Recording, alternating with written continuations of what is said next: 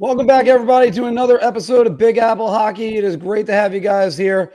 It feels like we're doing a lot of these lately because, hell, Phil, we've done 4 just this week. And in a way, I did 2 yesterday because also we had to get in the Lou Lamoriello news, which it's nice that the Islanders are able to put all that during our Rangers wrap-up show that we worked very hard to get going. I, of course, guys, am your host, Mark Williams. Happy to be here and happy that the NHL playoffs are on the way. Is my bracket already in trouble? We'll see about that one. And going with the host of the Final Buzzer, Mr. John Filkowski. My bracket might be in trouble too, especially if Tampa doesn't get its act together. Yeah, that's a huge problem. I think there's a lot of people that are kind of screaming. But, you know, if there's one guy you can kind of say pump the brakes on, it's John Cooper. I don't know if there's any coach in the league that makes adjustments better than him, but we're going to get more of that into that in a second, Phil. First, let's go to the A block. And as you all know, the A block is brought to you by SeatGeek. Use the promo code Big Apple Hockey for $20 off your first order. And also, Big Apple Hockey trucker hats and shirts are available. If you have Big Apple Hockey trucks, that would be a hell of a merchandising thing.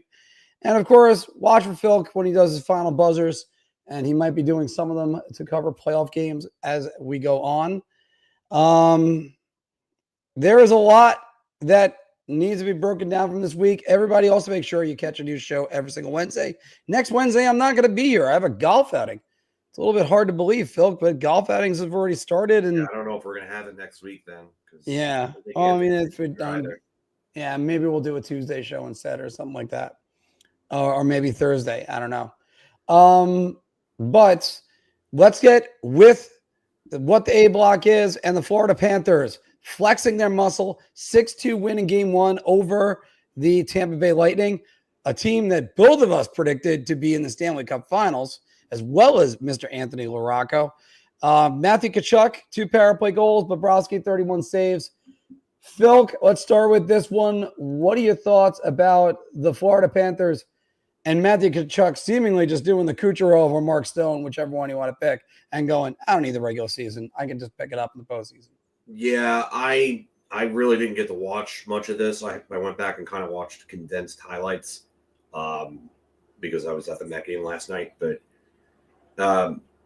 they did not look good. Tampa running around a little too much in their own defensive zone.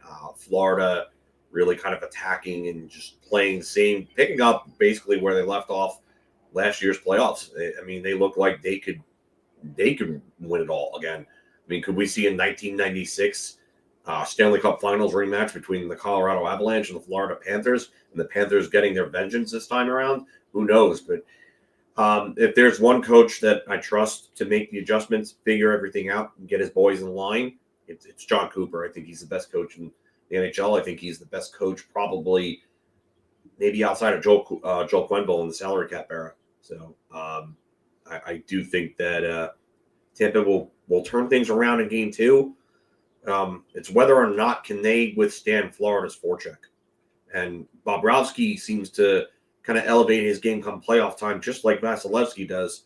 So Tampa doesn't have a clear-cut distinct advantage in net like they usually do with Vasilevsky against almost any other goaltender, maybe sans Shesterkin in the playoffs.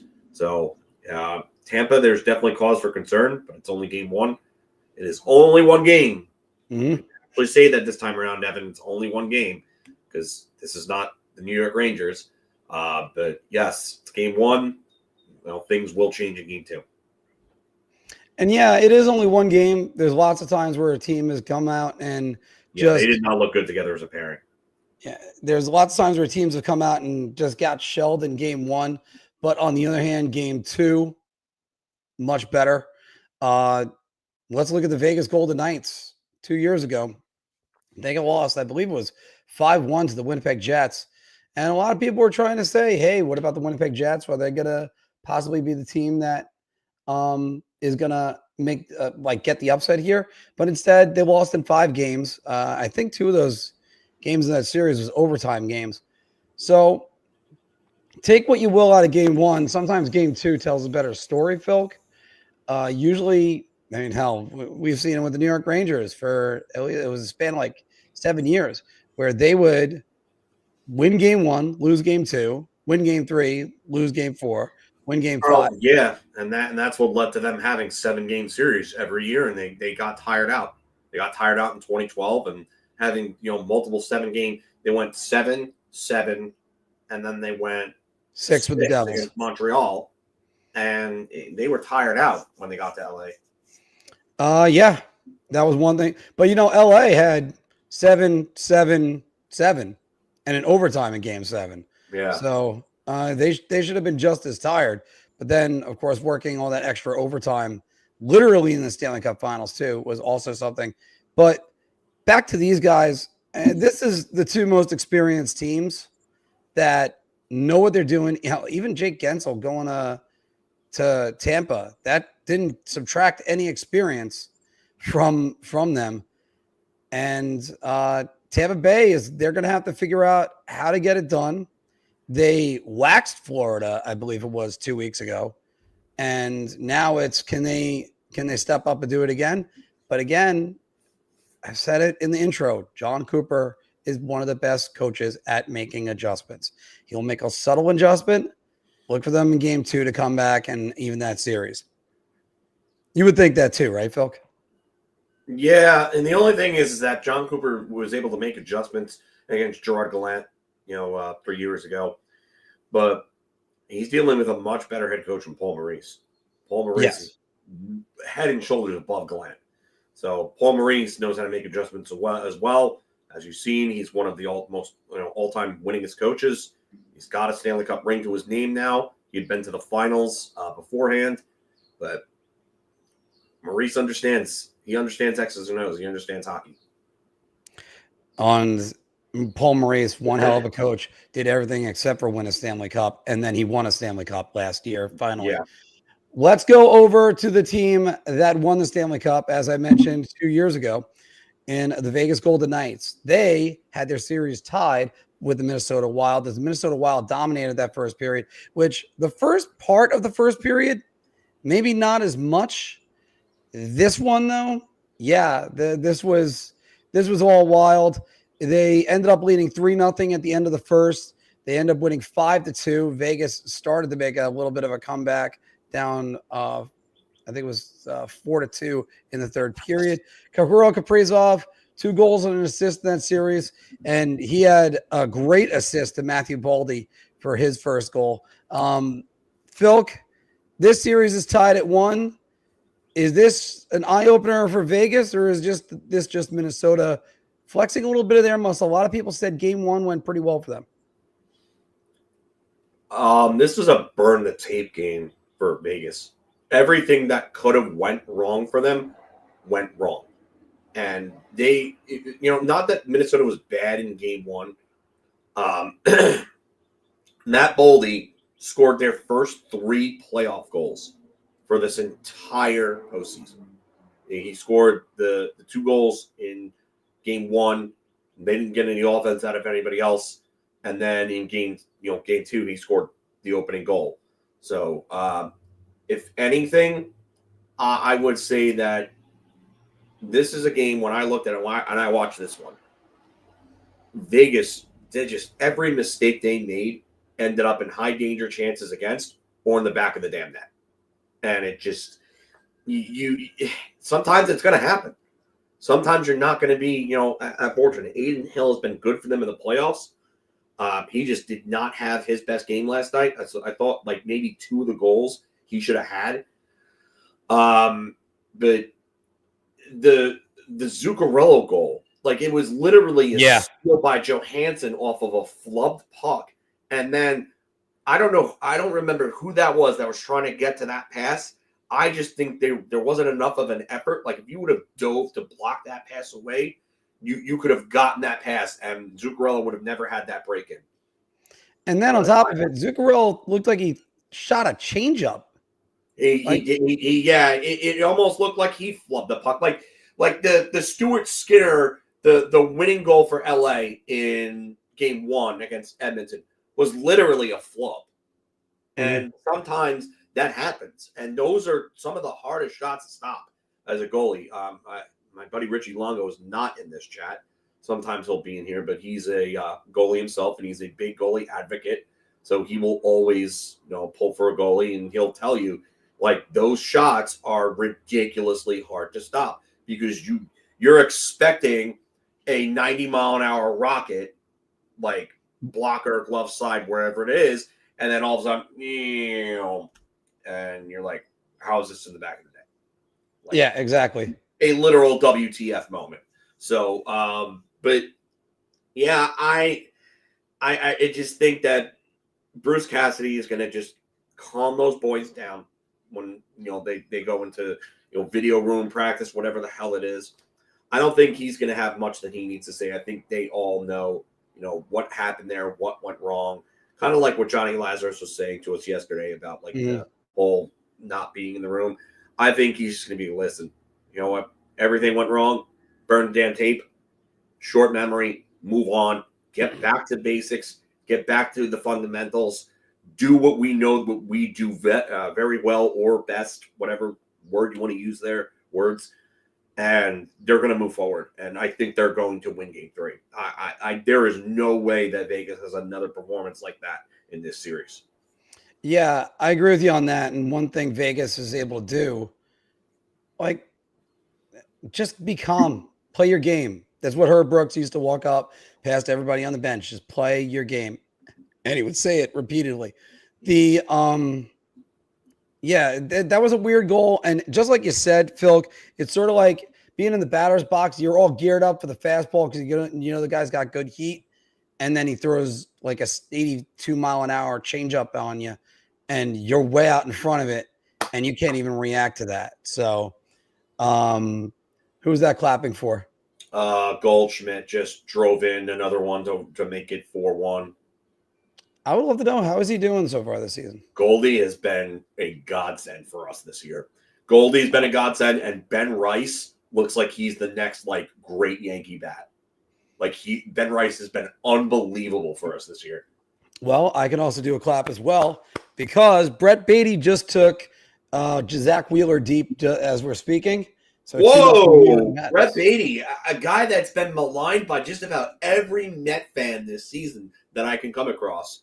Well, I have so many people. I mean, between Evan, Matt, the other people I see on Twitter, my friends that are Mets fans, all want his head right now. The Mets might be on the verge of something very good. If Brett Beatty's found his swing and Mark Vientos is finding his swing, then they have two players that are playing really good.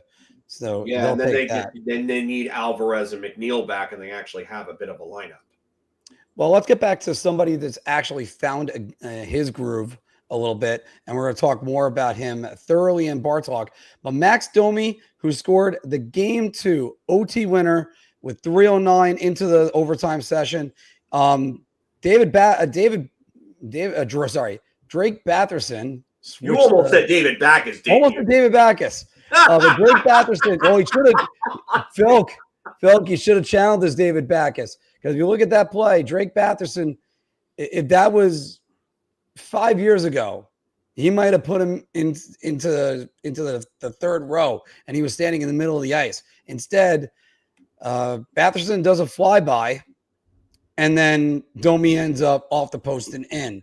But a guy that to talk about this in this series, Anthony Stolarz had a great game. The Maple Leafs were getting outshot 23-10 through 2 periods. But the funny part is they're the ones that had the 2-goal lead. They were up 2-0, second period. Brady Tkachuk ends up putting in his first ever playoff goal, and Adam Gaudette deflects to the tie at the send to overtime. But this is where an almost messed up does not count. Almost messed up does not count. That's what the good part is right there. But so your thoughts on the 2-0 series lead for the Maple Leafs? Is this a solid series lead, or is this? I'm going to say it's a solid series lead. I think it's going to be tough for a young Ottawa team with not a ton of playoff experience to come back from this. I know they have veteran guys on there like Claude Giroux, that can provide some leadership. But I mean, I just think this Toronto team's different. Excuse me. The way that they're built this time around, they're more built for a playoff series. They're more built for a deeper run. They have a bigger, better defense. Getting Brandon Carlo was huge for them. I mean, they've got the physicality back there. Scott Lawton has been really good for them in this series. Even though he's not putting up a ton of points, Scott Lawton has actually been a real good bottom six fit for them. I like the way he's playing defensively. I think that's going to end up being one of the more under the radar moves where people are going to look at that and say, you know what, we bashed this move initially, but maybe this ends up being a better move than we all thought. But I mean, if Ottawa wins Game 3, yes, obviously it's a different series. It's still a series at that point. If Toronto takes Game 3, cue up the Ted Nugent because there's a stranglehold going on there. So, or even Darth Vader. Yeah, Darth Vader. I find your lack of faith disturbing. So I love what I see from Toronto right now. I think they're a different team, and I just don't see how Ottawa crawls out of this. If they crawl out of this and they win this series, man, heads are going to roll Toronto. So I just think that this is a solid lead for Toronto. To echo what you're saying, if Toronto ends up blowing the series, that's one of those that you're just going to go, okay, where do we go to now? After all, we did our New York Rangers wrap-up special yesterday, everybody. Tune into that. Take a look. That's 3 hours of great Ranger talk. And with Johnny Lazarus that came on. But this is one of those that I think Ottawa is going to find it's a lot more different to play in the playoffs than the regular season. And I don't think it's going to be an upset. Everybody keeps that. This was the niche or in fashion pick, if you will, Phil, for the upset. Oh, look, they're going to have an upset. No, they're not. I think Toronto is just going to be too good for them. They got too much top-end talent, and right now, Anthony Stolarz is playing phenomenal. More on him later in the Bar Talk segment. But thank you very much, NWR for life. Yeah, I mean, we all came together for that, so definitely have to give thanks to Rangers Central, Ice Cold Takes, Joey DeMeglio, Stat Boy Steven for jumping on. That was kind of a last-minute thing that I was talking to Steven, on his Spaces yesterday, and I was like, you know what? I think we should have Steven on with us. I thought Steven was great when he was here. And then, obviously, thanks to Johnny Lazarus as well, friend of the show. We'll probably have him back sometime during the upcoming season, maybe even a season preview. Maybe we can get him on for that. We'll see what his schedule's like. But Johnny's a friend of the show. Thank you. I mean, if he's listening, I hope he is. Thank you again. He'll pop up in the chats every now and then. So, he had a nice good zinger on. Hey, Mark makes mistakes. I've never seen that happen. Yeah. So he stroked the ego a little bit there. Phil, let me just change one gear while talking about this series. We're all talking about and focusing on Ottawa. Can Ottawa end up getting back into this series? Can Ottawa end up doing this? Let me say something we have not said in a long time. Maybe we've never said it on the show. How do the Maple Leafs deal with prosperity? And this might be this is the first time I can even think of. They have a 2-0 series lead. Yeah. You mean to tell me the Maple Leafs can actually finish a series in 4 or 5? I mean, it's something that needs to be said, and it's something that needs to be focused on, because the Maple Leafs could end up taking care of Ottawa in 5, which I believe is what my prediction was. Maybe they get a worn out Tampa, which I'm predicting goes 7, and maybe they're able to get to the conference finals. It's crazy to think about because they were not a team that I expected to have a 2-0 series lead. I thought that they would win this series, and I said in 5. I thought maybe Ottawa would come back and win Game 1. Maybe they'll end up winning Game 3 for all I know. But it's interesting to see this team just have this lead and what they're going to do with this. I mean, in Austin Matthews' rookie year, they end up, up 2-1 over the Capitals, and they've never had a 2-0 series lead that I could think of during the Matthews era. Mm. But they were 2-1 over Washington in his rookie year. So, and I think they were 3-1 over Tampa in 2022. Yeah, and then they blew that one, but never a 2-0. So this is definitely an interesting start for them. But let's see how they deal with it. You're right. It's unfamiliar territory. So this is going to be a test for them. Can they put their foot on Ottawa's throat proverbially? That's really the question that you're trying to answer here. I don't know. I mean, I think they can? Yeah, but now it's going to be up to that leadership group to really step up and put their best effort forward in game 3 and not give them the chance to rebound. Exactly that, because one team, or I should say, Phil, I think a lot of teams, let me say this and I'll lean into the next series. A lot of teams, when they lose game 1, you get their best shot in game 2. Or if you don't get it, usually it's game 3 at home. Yeah. And I'll tell you what, I thought the New Jersey Devils kind of gave their best shot last night against Carolina Hurricanes. They have not won the division with this core. Nope, they have not. But the New Jersey Devils gave the Carolina Hurricanes their best shots to take a 2-0 lead.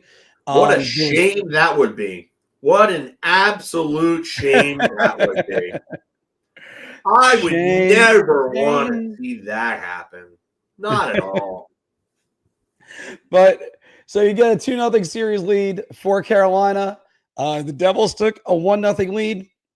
Jordan Martinook, goal and an assist in the game. We're going to talk more about him later in the pick'em segment. But you looked at this game. Jesper Bratt gave him a 1-0 lead. Martinook ended up having the game-winning goal, the go-ahead goal.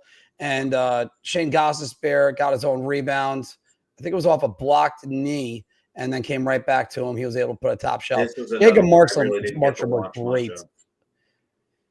Sorry, Phil, what? No, I'm sorry. This was another one I didn't really get to watch much of because I was at the game while this was going on. So, well, this one was kind of an eye-opener that the Devils can compete with the Hurricanes.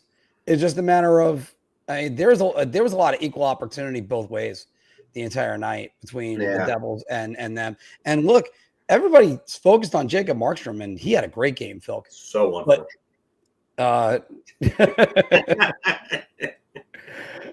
But he had a great game, Phil. But Freddie Anderson had a good game too. Freddie Anderson didn't let any cheapies, and usually in the first round, that's Freddie Anderson. He doesn't let in cheapies.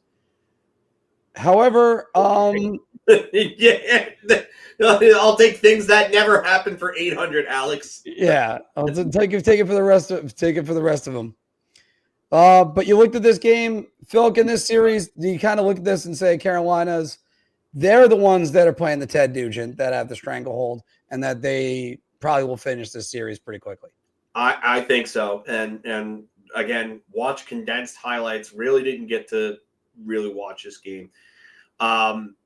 Yeah, I know people were saying that Anderson maybe stole that game from them a little bit, but I have a feeling that this is a group, this New Jersey group, that without their best player, with some of their other players maybe a little banged up, this may be one of those demoralizing losses because they threw everything that they had at Carolina and still couldn't do it. And I don't think Carolina, from what I've heard, played their best game last night. They are beatable. We've seen the Rangers dismantle Rod Brind'Amour's system in 2 different postseasons in 3 years. They are beatable. Florida absolutely destroyed them. I mean,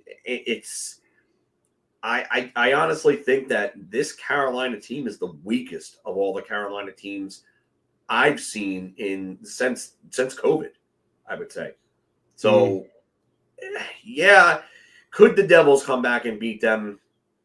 Technically, anything's possible, but I just think that's one of those games where I look at it and I say, they threw their best effort at us and they still couldn't win.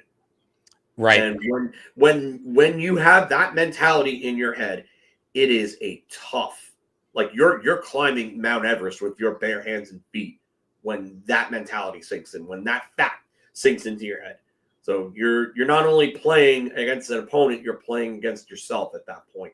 And fighting a battle on two fronts like that is never easy to win. So I think this is probably, I'm going to stick to 5, but I'm not going to be shocked if this is done in 4.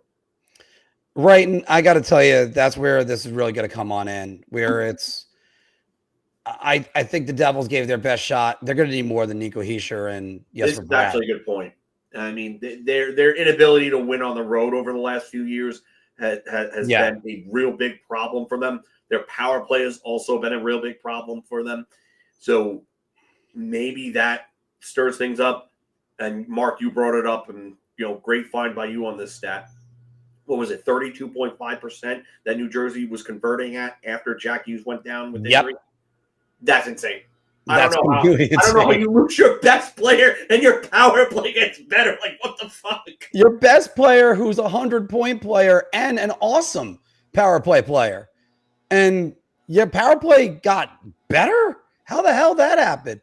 I mean, credit to Luke Hughes, who's looked really good, and he's had a good end to his season. I think I want to say he had 22 points after his brother went down. But because obviously Hamilton went down right after that, and that opened up the spot for Hughes, who had some of that experience from the year before. And Dougie Hamilton, injuries in New Jersey, that seems to be his theme. So, I mean, that's been his theme for his entire career, though. Pretty much his entire career. At the jersey. I remember when he signed that contract, Phil, and that's one of the things I said. Like, he gets injured a lot. Whether it's fair or unfair, that's a perception. Well, that's the result in New Jersey so far. Marian Gaborik was Mr. Made of Glass. He was known as that, and it ended up being one of the pitfalls of his career. Probably a guy that, not for the injuries, could have scored maybe 1,000 points in this league. Yeah. Well, let's go to the teams that are playing tonight. Phil, let's go through each team and each game. Which one? Thank you very much, Iceman. Which team needs a win tonight? First, we'll start Washington, who's up 1-0 over the Montreal Canadiens. So you're asking if Montreal needs a win more than Dallas Washington or Edmonton? No, first, we'll go with each game. Who needs to win more, Washington or Montreal? Well, Montreal, obviously. Mark, if we're doing bar talk, I'm going to tell you to get the fucking hoop. Dallas and Colorado, I think Dallas needs the win there. I know they won in overtime. Tyler Seguin with the overtime winner. Colin Blackwell, with the overtime winner. Tyler Seguin, tied that game. But I think Dallas needs that win more than Colorado does, because Colorado, I think they have the experienced group, the game breakers, that know what it takes to win. And I think they're going to win that series anyway. But if Dallas wants to win this series, they have to win game 3. I think they absolutely have to win game 3. It's paramount. Landeskog, yes, I think Landeskog will be in tonight. He was in game 1. I believe he was in game 2 as well. So I don't see him out of the lineup, unless I'm wrong. I think he's in the lineup. Yeah, LA and Edmonton. Edmonton definitely needs that win. Connor McDavid, we're going to talk more about him in a little bit, but just Herculean effort. Like, if there is any doubt as to the best player in the world is right now, or the best player of this generation, that man just said, "Fuck you, it's me." That's what he said. Sorry for the F-bomb, but he literally just put that team on his back. 3 goals. PG-13, we're allowed 1. What's that? We're PG-13, we're allowed 1. Yeah.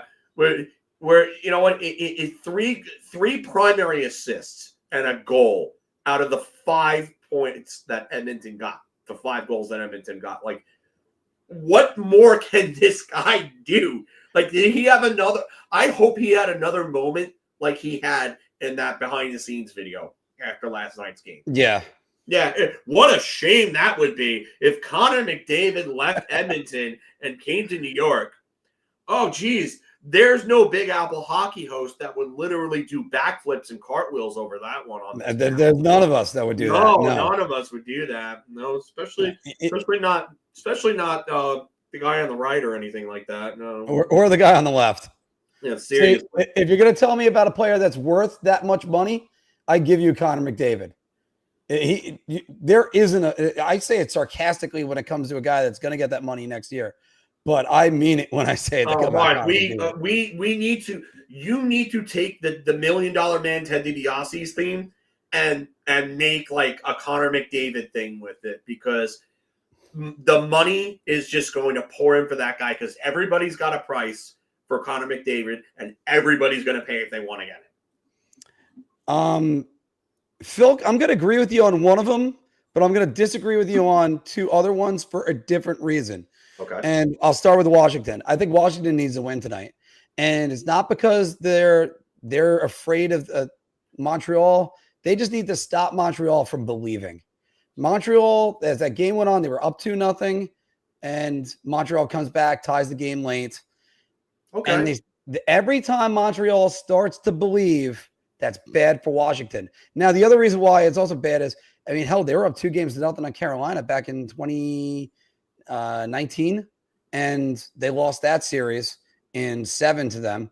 So, and in double overtime. Different team. Yes, but that was a more experienced Stanley Cup team. This one, I think, needs to have that 2-series lead and needs to have that confidence. Logan Thompson, you better bring your A game today, because we'll get into the other goalie later on. Now, going to Colorado versus Dallas, I think Dallas needs that win, because every game they could win without Miro Heiskanen in there and kind of biding that time, that'll help them. Hopefully he's able to make it back. I mean, I forget what the timetable is. Is it the first round or is it in the second round? But if he can play, this is their toughest opponent they're going to go up against. Well, maybe in the first 2 rounds. We'll see about winning Winnipeg in the third. But the West is a juggernaut. The West has some wagons. Yeah. But they could really use him back and really use their help, because their decor is obviously a little bit thin. They're having trouble getting out of their zone. And I'll tell you what, the last one, LA. Sorry, Phil. LA. Because LA in that game, if you watch, they had yes, Robertson being out also hurts. Yeah. LA, they really kind of had breakdowns defensively that led to them getting to 4 goals.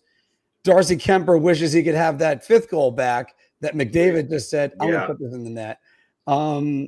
As soon as Kemper kept that leg up a little bit too much, it was, I'm going to put this in the net and tie the game. But LA showing their chutzpah, if you will. And wow, did not expect to hear that word drop here. And we've got the Jewish grandmother. Actually, no, never, not Jewish, but lots of Jewish friends. But but them winning that game in regulation with 40 seconds remaining, you're talking about, Phil, think about this for a second. You cough up, I think it was a 5-1 lead or a 5-2 lead. Either way, you caught that up, and that game is tied in the waning seconds. Sorry, in the waning minutes of the game, and then you're able to come back on the very next shift and win the game.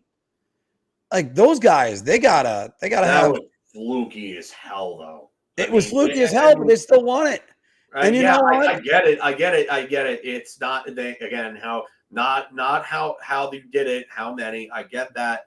But there's also a difference between winning by the skin of your teeth and winning convincingly. And that was not a convincing win. Well, they definitely got the skin of their teeth on that one.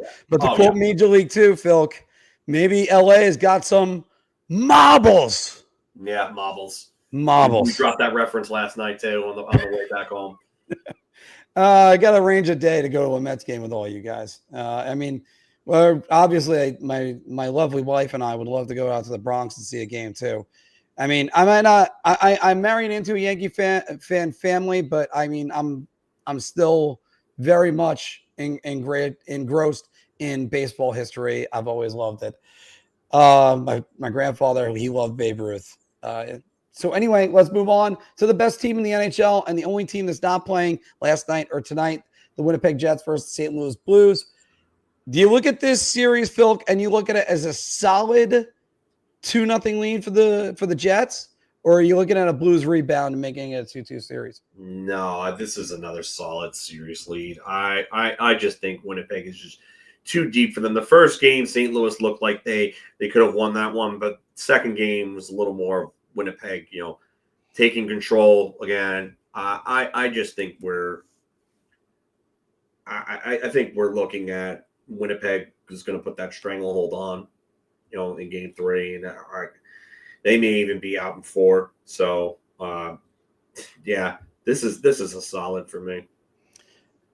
I'm going to go with that. It's a solid. This is a peculiar series to me. How are they not playing tonight? They're not playing tonight. They're playing tomorrow night. Like I double checked. Only 3 games tonight. So the NHL is a little bit stupid, for lack of a better word, with their schedules. For instance, that Colorado is going to be playing game 3 tonight versus Dallas. And good reference there. And Florida, Tampa Bay has only played game 1. Really? I mean, if anything, give Colorado and Dallas the extra day off, but they're trying to cram as many games in as they can. There's a little bit of NBA scheduling, but whatever. NBA scheduling. That's a good term for it. Well, because that's what I couldn't stand. They would have a 5-game series that lasts longer than the Winter Olympics. And they would have, and it would include a back-to-back, Philk. So, I mean, that's one of those things I still just don't understand. But there is an Achilles heel when it comes to the Winnipeg Jets, and the St. Louis Blues may be on the verge of exploiting it. We'll talk more about that in the bar talk, everybody. But let's go to the big news yesterday. And we were doing our Rangers wrap-up show, talking about different things that we saw throughout the season, and even ranking the Rangers' worst losses of the season, blind ranking them. Thank you very much, Evan. But the New York Islanders made news when them and Lou Lamoriello decided to part ways. There's been some news that came out of this, Phil, that on 32 Thoughts, they thought about parting ways with him back in as late as December. Yeah. But as early as December. But you know something? I don't know. Lou's that type of guy. They probably walked up to him and went, "Lou, we want to fire you." "No, you don't." "Okay, well then that's it."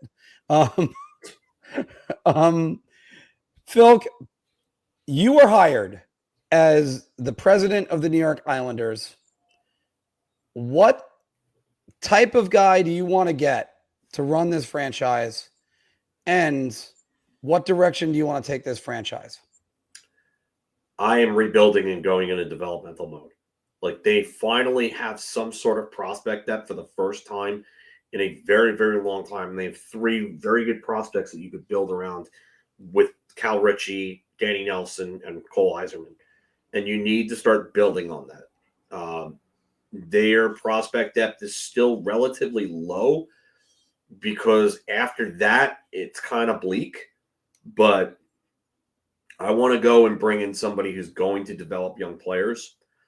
I know what you were getting at with your original bar talk topic for the Islanders. Yeah. I know what you were getting at, and I do think Bo Horvat could maybe get a decent return. I think Matt Barzal would be the guy that a lot of people would look at and say, you know what, hey, we can get a haul for this guy. So, but yeah, I think that this is a team that finally needs to accept that what they have is not good enough to win it all. Like this core that was put together basically by Garth Snow, and then Lamoriello kind of came in. You know, John Gabriel Pagio, you could get rid of him, trade him, see what you could get for him. I think maybe not scorched earth, but I would start rebuilding. And I think that maybe you keep a couple of guys around, but Pellick and Pollock, see what you can get for them. They're getting older. They're on the other side of 30 now. And Adam Pellick he's hurt every year. He's very good when he's in the lineup, but he is hurt every year. So I would personally rebuild if I were them. I think they have the right pieces to kind of put together a rebuild with. They have the right starting pieces. They don't have everything yet. And they're very close. You get like 2 or 3 more like legitimate prospects, and you're looking at a team that in the future could be a perennial contender. And you didn't even mention the possibility of them moving up either via the draft lottery or trade to potentially land James Higgins. Someone like that. I mean, if they can get into the top 5 of this year's draft and get one of those players, whether it's Porter Martone, James Higgins, Michael Misa. I think Misa's gone by 3. I don't think he lasts any longer than 3. I think he's personally gone at 2. But someone like Caleb Denoye would be great too. There's a lot of good prospects, and we're going to be doing a draft preview with Ranger Central and Stat Boy Steven as well. So be on the lookout for that. We'll give you more details on when we're doing that. But yeah, they get one of the top, somebody in the top 10 even could really do some damage to them. Oh, hey, look, guy who asked you to go to the game today. Hey, how are you doing, Dave? If I knew that we were going to push back the show, I might have actually have gone. But as I joked with Dave, I'm like, let me see. We've done 4 shows this week alone, and they were big shows. They were not small ones. This is definitely like some heavy lifting that we're doing, and we're trying to do as much coverage as we can, guys. And trying to give you guys full shows, not little like itty bitty ones. I could always have done that, recorded my stuff and edited it, and then sent it, and that's it. But by the way, the Mets are tied at 2 right now with the Philadelphia Phillies, as the Phillies were able to get 2 in the last inning. But Philk, the Islanders are on the right track, and Lou's Callum Ritchie deal is his last parting gift to this franchise. And I know everybody's going, oh, thank God Lou's gone. You sure about that? Because all it takes is one more Guard Snow, and you're right back to where you were. This is where the Islanders need to do what the Rangers should be doing. You go to winning franchises. You ask permission to go to their GMs, their assistant GMs, and then bring in somebody like that or an assistant coach, and that's the way they should do it. Set up the new culture is already there. Lou established a brand new culture, which is possibly the greatest thing for the New York Islanders. Keep that culture up, because look what happened in Jersey when after he left. I mean, everybody's like, oh, now they can grow facial hair. You know something? Anthony brought up a great story yesterday, Phil. Zach Parise, just little things like don't put tape on like one of your stripes on your sock. And then you go to other franchises and you're like, what are they doing? Same thing is true with me. I mean, I used to tell people all the time, we got to make sure we keep a clean bar. You go to a bar that's not clean, you notice that. So when it comes to this, I think they should take a step back this year and go into developmental mode. I'm not going to say full rebuild, but develop, maybe a retool with developing the talent. But yes, Adam Pellick, that's the number one guy I'm looking at going, they got to move on from. And it's not anything about what he's done in the past. Great player. It's what can he do in the future. And it seems that every single year he's out for a long period of time. Let him go to a contender and let him go and just be on that long-term injury IR. I'm going to Vegas. They'll put him on IR the entire season, activate him for the playoffs, and then he's all good. But as far as the Islanders go, they've taken this franchise as far as it can. Now, I was asking about Bo Horvat. Someone asked me in the comments yesterday, Phil, do you think the Islanders should move on from Bo Horvat because if he's going to be here, what's really the use of him? And my answer on that is, well, he's here to be the captain. That's what I would have to say. Especially now knowing he also has 2 more years of a full no trade clause. You could ask him, but I think Bo Horvat's here to stay. So that's one thing with him. And then I think you wait another year with Yzerman. You leave him in college. Anthony said the same thing yesterday. Don't rush him. You don't rush him. Don't rush him. If you don't rush Cole Yzerman and he becomes the player we think he could be, which is in the vein of Cole Caulfield, for instance, Philk, that might be the best sniper the Yankees. That might be the best sniper the Islanders have had since Zygmunt Palffy. Yeah, you could say that. You could definitely say that. I think he has 30, 40 goal potential. I think his shot's incredible. He needs some work on his defensive game. I think his skating could use a little bit of work too. Not that he's a bad one, but this is a guy that has great offensive instincts in terms of goal scoring.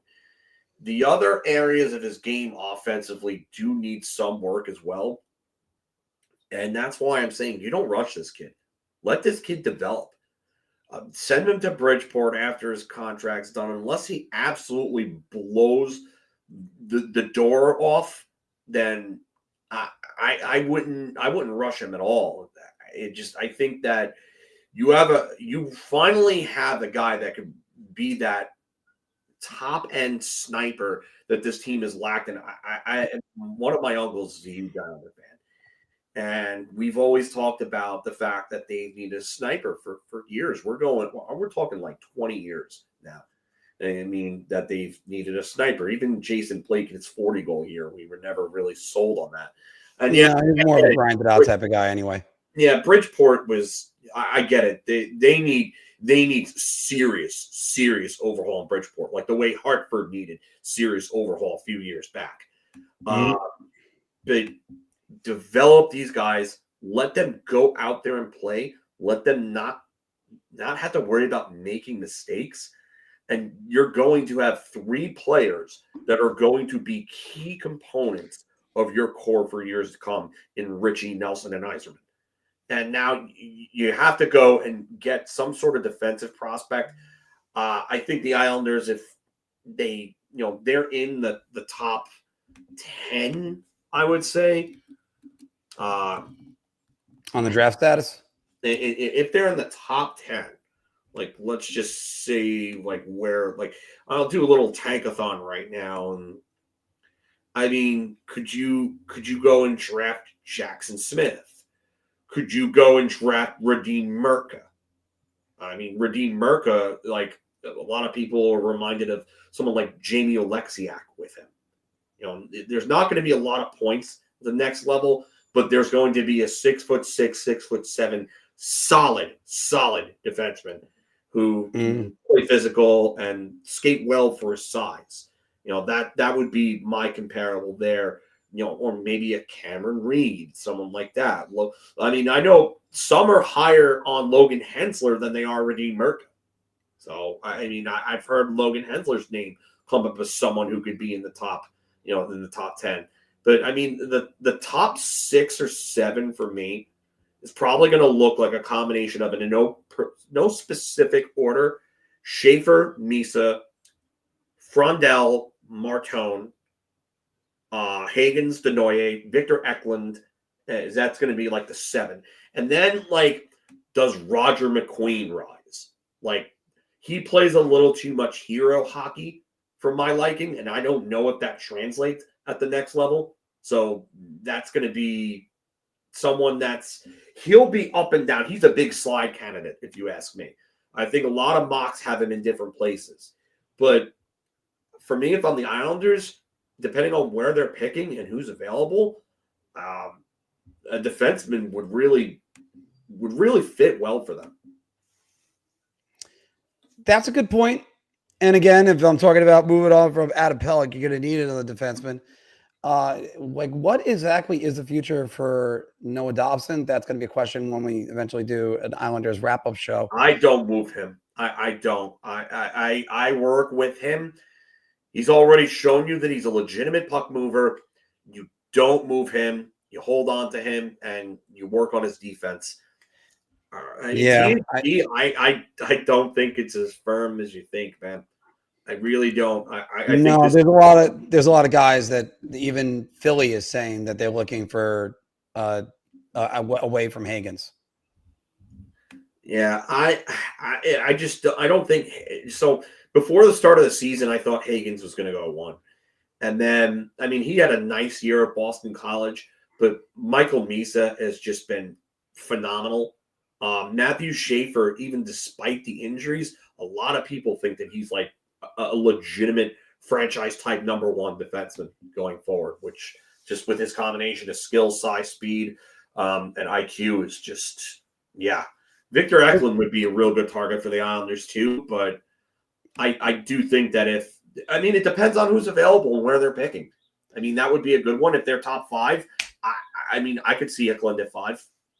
Phil, there's one more thing I want to touch on about the Islanders, and then we'll do the DraftKings break and get to bar talk and pick'ems. And we got some great pick'ems and some great blind rankings today. But you look at this franchise, they're never really a free agent destination. Now they kind of could be. But also, Lou never really seemed to be, in my estimation, a big free agent guy. I don't think Lou ever liked to do that. I think Lou liked as much control as possible. Could you see the new GM trying to make a free agent splash this year? Depends on what direction they identify that they want to go in. I mean, if that's where they want to go and they're not really worrying about developing players, or that's kind of taking a backseat, sure. But I think that's smart? No. I think that you've had this core together since 2019 or so. I mean, this is kind of what they built their 2 conference finals runs with. Mm-hmm. I think you know what this is, and unless you make like significant additions to it, like I'm talking like big time splashes, I don't think you're winning with it.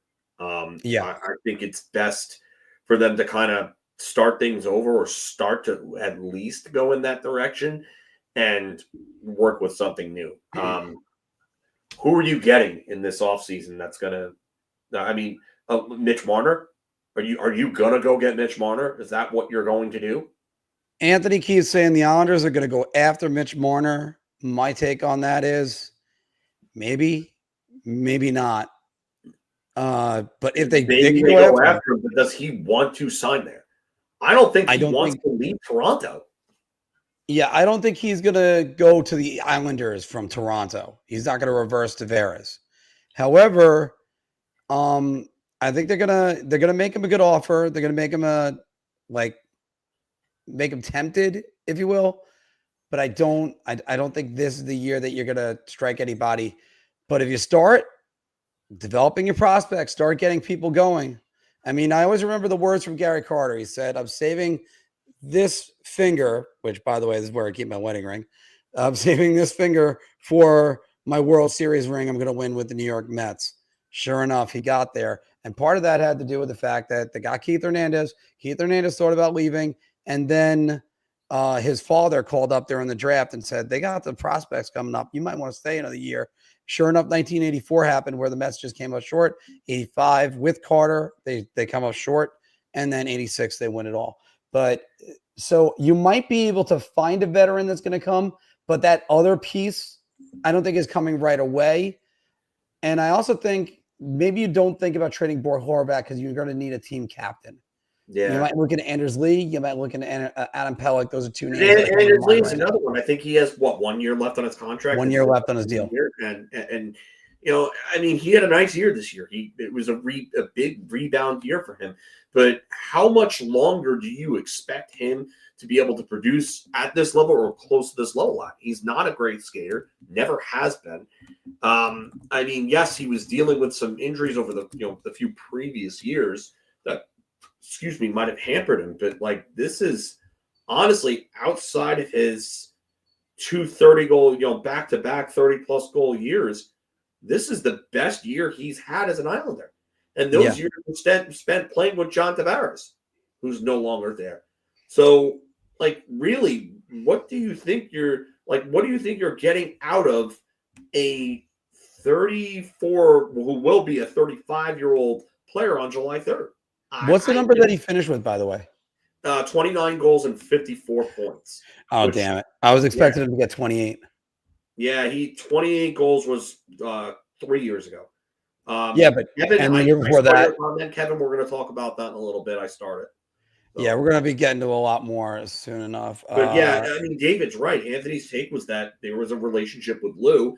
And, now that Lou's gone, where is that? I mean, I still don't see them as a big-time free agent spot. And I'm not, trying to, bash the Islanders or, their organization or anything. But I just don't see them as that. I think there's going to be – I think it's either going to be Toronto or it's going to be a team that's right near the top of contender status that has the cap space. Or it could even be a bubble team that is looking to take that next step that could be an appealing location because of their future. I just don't think the Islanders are there Utah. yet. What? Paging Utah Hockey Club. Paging Utah Hockey Club. Oh, we're going with that one again, are we? I mean, I don't know. I don't know if Speaking about organizations that want to make a splash, Phil. Yeah, I mean, you're right. They do want to make a splash. They're going to have cap space, and they have some great young guns on that roster. So I just don't know if he goes there. I mean, then again, the Smiths have money. They are not short on money. They own the Utah Jazz, and that's been a very profitable venture for them. So, I mean, yeah, maybe they're a dark horse there. All right. We got a lot that we're going to be still getting to, guys. And we're going to be answering already. Kevin's got a good question in there. So we have to get through bar talk and our extras and then get to some more of your questions. Feel free to keep asking questions, guys, that are in there. Let's take our DraftKings break. Hockey fans light the lamp this winter with DraftKings Sportsbook, an official sports betting partner of the NHL. New customers can bet just $5 pregame money line on any NHL team to win their game and get $150 in free bets if they do. If that wasn't enough excitement, you can turn small bets into bigger payouts with same-game parlays. Combine multiple bets like which team will win, how many goals will be scored, and more for your shot at an even bigger payout. Download the DraftKings Sports app now. Use promo code THPN. Bet $5 on any NHL team to win their game and get $150 in free bets if they do. Only at the DraftKings Sportsbook with code THPN. Shot. This is the easiest I've ever to answer. I'm going to say beer. I can't even begin to describe. I'm actually going to go crazy. I'm going to buy everybody around on this one. And welcome back, everybody, to Big Apple Hockey's Bar Talk. We're gauging our confidence on NHL topics based on our choice of drink. So confident you're buying around, so I'll have a beer. Oh, God, I need a shot. And it feels a little bit weird without seeing layup talk in the comments already coming at me. So that's a little bit perplexing, Phil. Guys, once again, Big Apple Hockey trucker hats and shirts are available. Click the link down below, bring you to our eBay store. And you watch our New York Rangers season wrap-up that we had with Ranger Central, Ice Cold Takes podcast, Stat Boy Steven, and Daily Faceoffs Johnny Lazarus. And we brought a ton of content for you in that 2.5 hours, 3 hours. It was a lot of time. So check that out. It is on YouTube. And also check out Boomer Esiason because he did a Rangers wrap-up show. And one of the things he said in there was Ranger fans forgot about the helmet throw and the way Jacob Trouba led this team to the President's Trophy. Philk, Boomer was contending the Ranger fans were too hard on Jacob Trouba. I ask you, the Ranger fans were too hard on Jacob Trouba. Well, looks like someone filled in for Evan.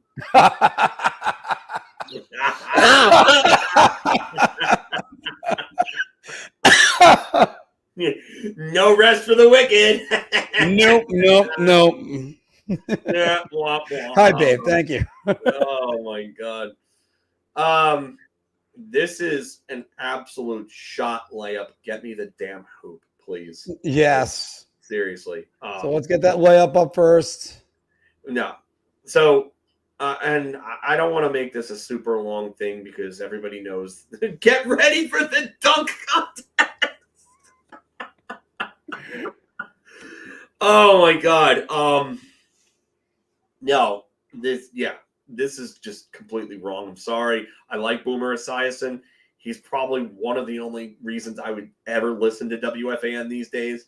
But no, he played hurt for multiple seasons when he should have been sitting. And this is something and it's not just him. There are other people. Obviously, Chris Kreider, we found out about other players that have done this, that, have been playing through injuries that should not have been playing through injuries. This whole warrior culture needs to go away, and needs to go away pretty damn quick. But he's done it in multiple seasons. He played like an idiot during the playoff run last year, especially against Florida. It cost them several different times. Good luck, everybody else. Yeah. Oh, I know exactly what clip that is. I know exactly what clip I put two of them up there because he did it twice. Yeah. Well, yeah, basically. So that, and then in 2022, he was the reason they lost Game 3 against Tampa. The 3 penalties that he took absolutely hurt them. Absolutely hurt them. But, I mean, I guess it just terrible, terrible defense. He basically circumvented the lack of trade protection and basically derailed the entire offseason for the Rangers before the start of this season. Mm-hmm. But you know what? And then he comes back and he pouts about the team not wanting him here. Like, how can you do this? And then you come back as a lame duck.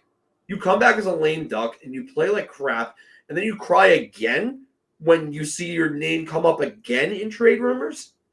No, he's not a good captain. Probably the worst captain I've seen in my lifetime as a sports fan.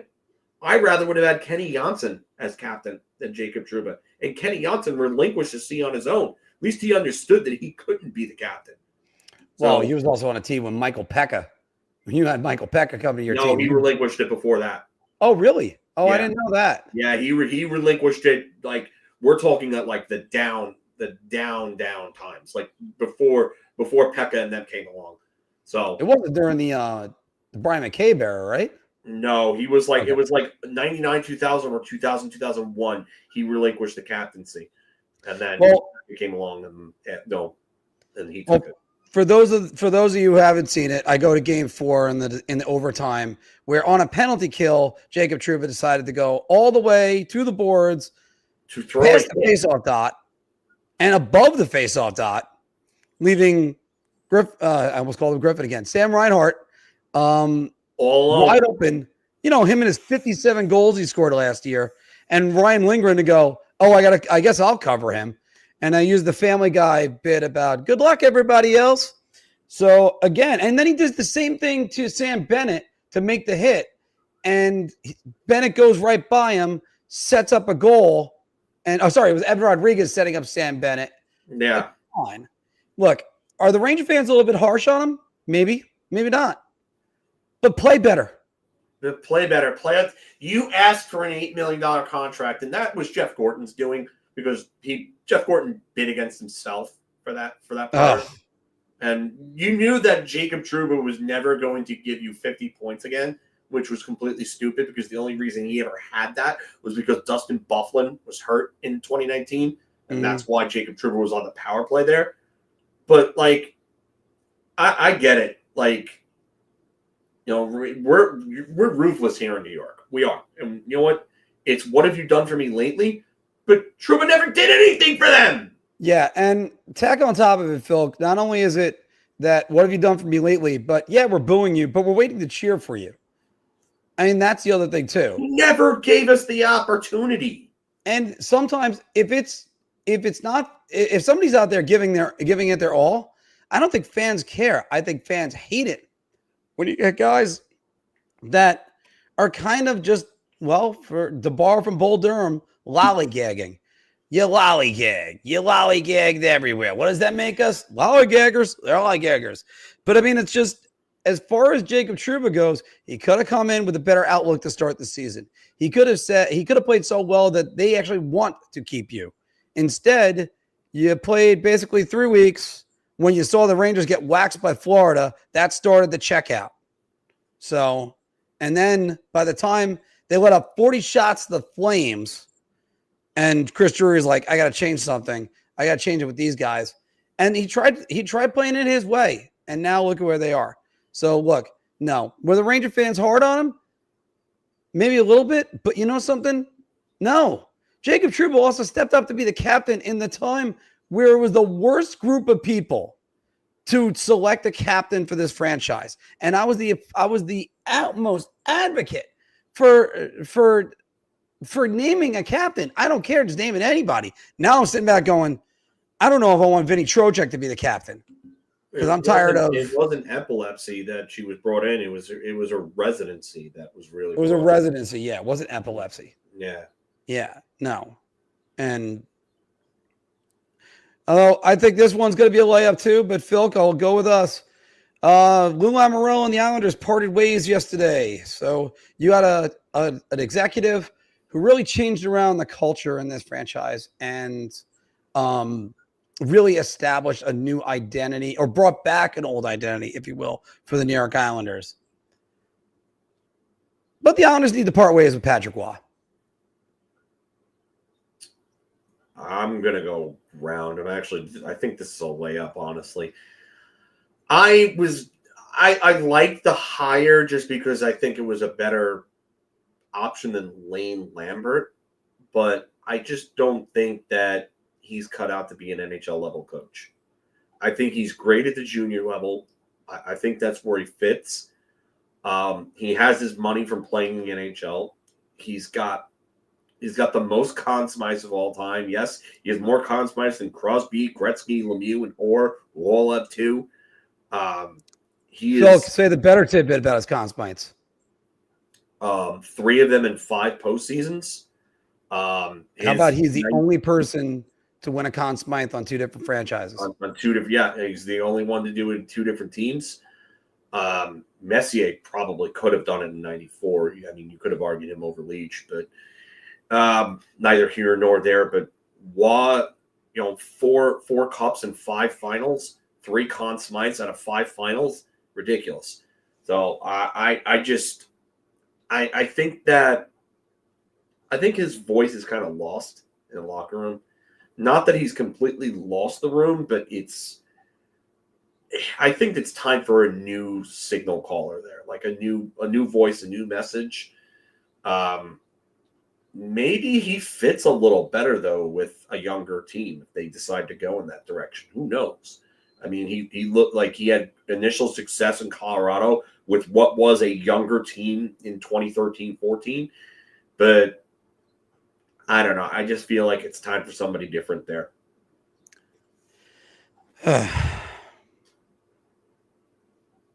Absolute round.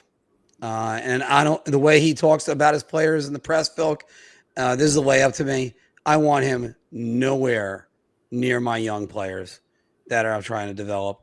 Look, if it was an exclusively young team, let's say if he was with the 99, 2000 Islanders, you had Tim Connolly and all them that were there. Maybe I would say that because they're all young and they look at Patrick Waugh and they go, oh my God, it's Patrick Waugh. No kid walking through that room goes, look, it's Patrick Waugh.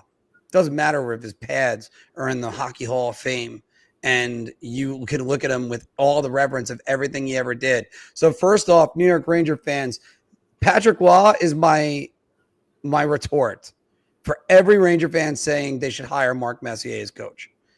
Let's go back to this. And this one, I haven't seen it with him as either a result, and I haven't seen it with the play on the ice.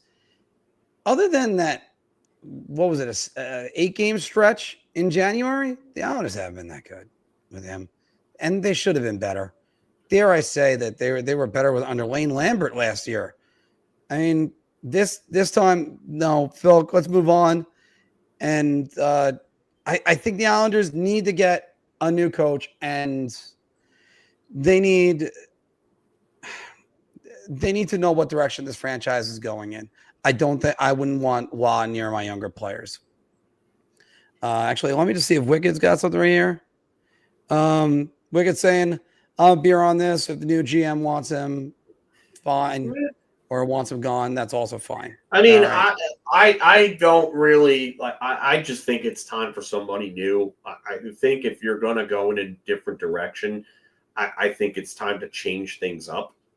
And that's what I think the new GM needs to. That's going to be the first decision they're going to have to make, is what direction they're going to go in, because that's going to determine whether or not they're going to want a new coach, whether or not they're going to deal certain players away, so on and so on. I think everything, kind of stems to what direction they want to go. It's a domino effect from there. Phil, name a goalie this season and had a higher goals saved above expected over Igor Shesterkin. Connor Hellebuck. How about one playing in the playoffs tonight? Oh, tonight? Wow. Would that be Sam Montembeault? Sam Montembeault had a 24.6 saves above expected this season. In game one, he had a 3.8. Oh, saves above expected. You said goals. Oh, sorry, saves above expected. That's what I meant to say. Jeez, goals above expected. That's actually not good. That's not good. Sorry about that, guys. But Sam Montembeault needs to be on his best game if they are to upset the Washington Capitals. By design. All right, so this is a round right here. Yeah, I get the damn hoop. Okay. Let's go. Let's get the hoop. All right, so Sam Montembeault needs to be on his best. Go ahead. I mean, I don't know what else really there is to say. They're gonna have to. He was pretty good in game one. Very good. I mean, he was good enough to win that game. It just nobody wanted to play defense and left the greatest goal scorer of all time wide open in overtime. I don't know how you do that, but yeah, I do think that Sam Montembeault, is definitely going to have to be on his best to, beat them. But yes, I mean, you're going to need Slavkovsky to play better. You shouldn't be expecting Ivan Demidov to be the guy that steps up. If that's the problem, then they have bigger issues. Yeah, but what if that's the answer? What the hell is the question? It's like I can't put too much pressure on a guy who's been in the league a week, Phil. Yes.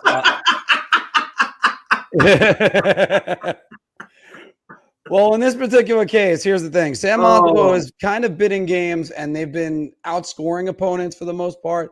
But he's let in a few softies every now and again through the end of the year.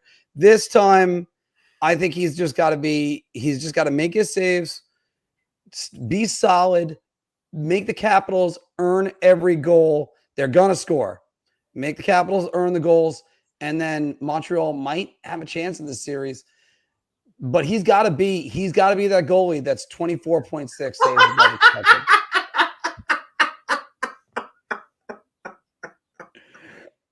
I know you guys are killing me. I know you guys are killing me. Let's get to some better ones. Oh, my God. That's great. Because, Phil, speaking about which, Anthony Stolarz in the regular season, 926 save percentage. He had a 925 save percentage with the Florida Panthers last year, by the way.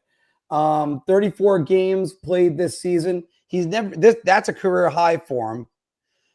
In the games 1 and 2, 934 save percentage, 195 goals against. And he was phenomenal last night in the first 2 periods. You kind of look to a different goalie in the playoffs who wrote a story like this. Career backup, never took the reins fully, and now he's a starter of a Stanley Cup team. And as a matter of fact, he won a Stanley Cup with that team. But Anthony Stolarz is writing his Adin Hill story. You mean that he comes from being a backup to performing well in the Stanley Cup playoffs and winning a Stanley Cup? Yes. Too early to tell, but beer? I mean, if I can give this an incomplete, I would have to give it an incomplete. I just think it's too small of a sample size to really make that judgment. Like if this was in like the conference finals, okay, I could probably give you a little more of a definitive answer. But I just, you know what? I'm gonna have to actually mark this as incomplete. I can't really answer this question after two games. Come on. Right. I know. And it's a little bit early. You want to try to get on the trolley as fast as possible. I mean, after all, that's what hot takes are. But no, that's kind of like today's media in general. Be first, yeah, not accurate. You know, like exactly. I'm not a fan of that. Yeah. This one, it would be, I will tell you this. I'm beginning to become a believer that he can do it. I mean, we'll see better. I think if you worded it different, if you said Anthony Stolarz can replicate Aiden Hill's run or something like that, then maybe I could be like, okay, you know what? We don't really have enough, but do I think he can, as opposed to, will he? I could at least say, you know what? Hey, I think he's capable. Yeah. So and look, that's one thing that I do believe that they're gonna have to overcome in Toronto. And Berube won. Obviously, we all know this. Berube won with Jordan Binnington as a rookie, but now it's going to be can they win with a career backup or maybe even a young goalie? Because who knows, Joseph Wall might have to play some in this playoff, but. I think I'm going to go beer on this one as well.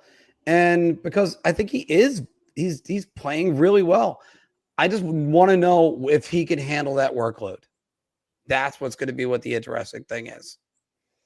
Speaking of workloads and maybe even Achilles heels of teams, Phil, in this series so far, the St. Louis Blues, their power play, 3 for 7 on the power play, 42.6%.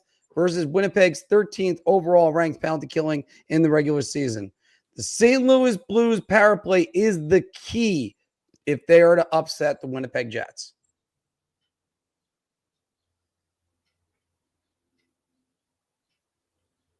That is where 3 of their 4 goals. It is the key to one of them. Yeah. So I'm going to say beer. I think their key is going to have to be patience. They're going to have to play a very patient game to win this series. And what I mean is they're going to have to really kind of look to play a more defensive-minded game, counterattack, and really kind of get Winnipeg and goad them into making mistakes. Like Winnipeg is not this perfect, well-oiled machine. They are beatable. That defense corps on paper is okay at best. I mean, really, like outside of Morrissey, they don't have anybody that scares me. Neil Pionk doesn't scare me. Dylan Sandberg doesn't scare me. Dylan DeMello doesn't scare me. These are all guys that play well, that play their roles well to a point. Their structure is good, and I got to give Scott Arniel credit for that. But, I mean, really the key is Hellebuyck. And you're going to have to throw bodies in front of him. You're going to have to get in his face. You're going to have to make his life hell. You're going to have to play smart, simple hockey to beat this team. And that's really, for me, what it comes down to. Yes, you've got to convert on your power play chances. But, again, smart and simple hockey is going to be the key. And patience. It's going to be patience. So, for me, if they play patient and smart hockey, everything else will work itself out. Okay. And then I guess I'll hybrid my answer with yours and say, yeah, it's the power play. This is where you beat Winnipeg. That's where if you could win the specialty teams battle, because after all, Winnipeg so far, I believe they only got 1 power play goal in this series, and they're operating right now 16.7%. And if they can win that, and I'm going to say this with the round, if they can win that and be patient, because I really think the patience more lies with Winnipeg. And you saw that in game one. Like there must have been fans in Winnipeg kind of gripping and having white knuckle moments in their seats. And then they tie the game at 3 and they all let go. And then you're thinking, all right, maybe it's overtime. But then Kyle Connor scores in the waning minutes.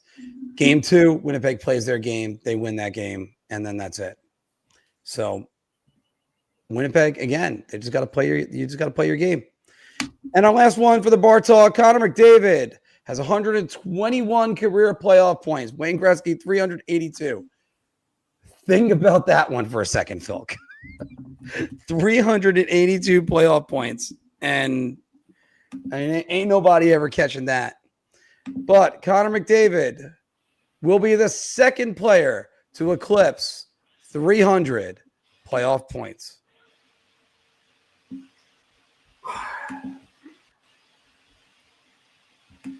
This is tough. He's the only chance. He's the only one with a chance. I mean, McKinnon has, less points than McDavid in more games. Yeah, I don't. I gotta go beer, just because I think he has a chance. I mean, you're talking about 179 points needed to get there. I don't know how he can do that. I mean, he's young enough to the point where he can. I mean, he's 28. He just turned 28 in January. But yeah, I mean, if he goes to a few more Cup finals, but then again, it's not a guarantee that he gets back to Cup finals. So I gotta go beer. I just realized that we didn't go live on Instagram, so I want to apologize to everybody there. Philk, I know the math works out where you're thinking, all right, if he gets X amount, maybe he could do it. I feel like this is a tough one. I'm going to go shot. I understand don't underestimate Connor McDavid, but let's look at it this way. You scored 20 points in a playoff season. That's successful. McDavid scored 33 points, and he didn't even make the Stanley Cup Finals. That was in 2022. I just don't know what Edmonton's window is after this. If it's just as far as him and Draisaitl could take him, is that really going to be enough? I mean, one thing that really helped the 80s Oilers is that they were able to do all this with guys that stayed. It's harder to do that in the salary cap era. I don't know. I just McDavid. I think for sure he breaks 200. I think he probably for sure I believe he ends as the second all-time leading playoff scorer. I agree. Don't know if he can get 300. That's tough. That is incredibly tough. I think 200 is an easy one. That's 5 more playoff years for him, essentially. Yeah, he's averaging 4 points a game. Yeah, I mean, that's why I was kind of like, you know what, this could be a good one, because this really makes you think. Because if let's just say he racks off another like 30 points this postseason, then we're having a different discussion about this. Because this guy, he plays like 15 playoff games. He is pretty much good. I think Goldschmidt just knocked in runs.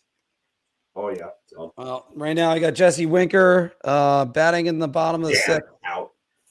And looking at a nice curveball from Zach Wheeler. Phil, let's do some blind rankings before we do some pick'ems. Now, I had one for each of you and Anthony. Anthony could not make it today, so you're going to get them both. Which one would you like first? Number 1 or number 2? 2. Okay. This is players that will get the most crap if their teams lose. All right. Players that'll get the most crap if their teams lose. Players, okay. Yes. Start with the first one from the Winnipeg Jets, Mr. Connor Hellebuck.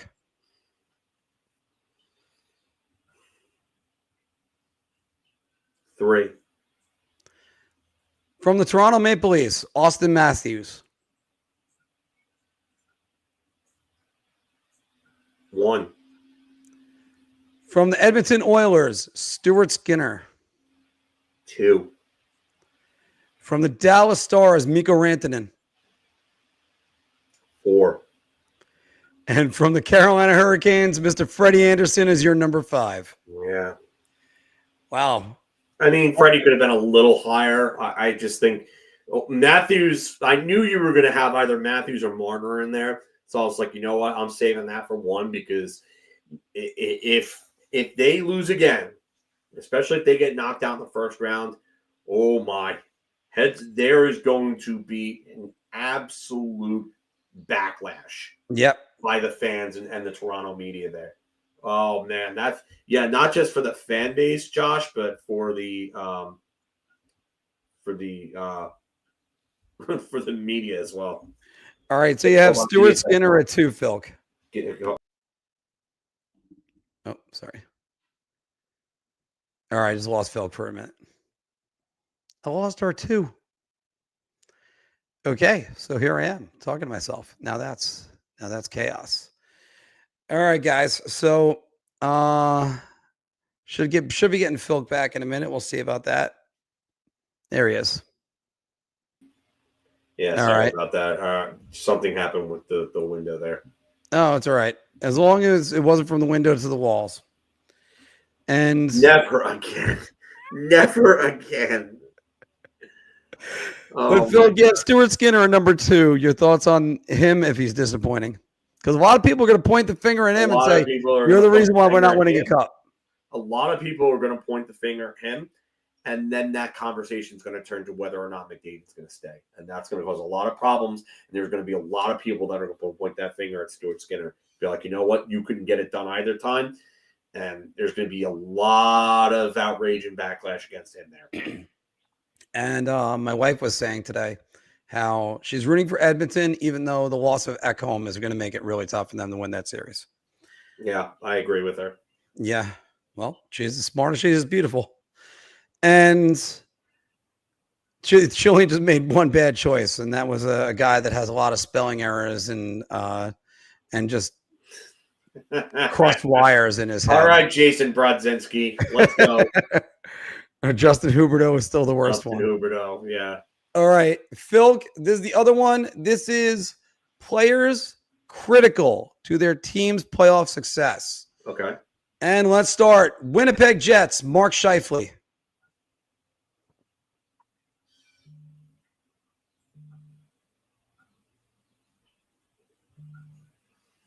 Three. Okay. To the Toronto Maple Leafs and Mitch Marner.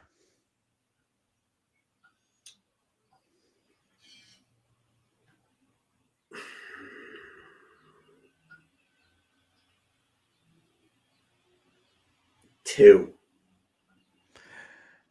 To the New Jersey Devils and Jacob Markstrom.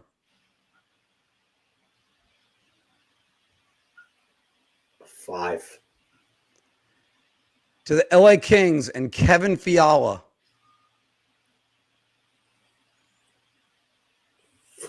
Sorry, I got distracted with this comment. Oh, I missed it. What was it?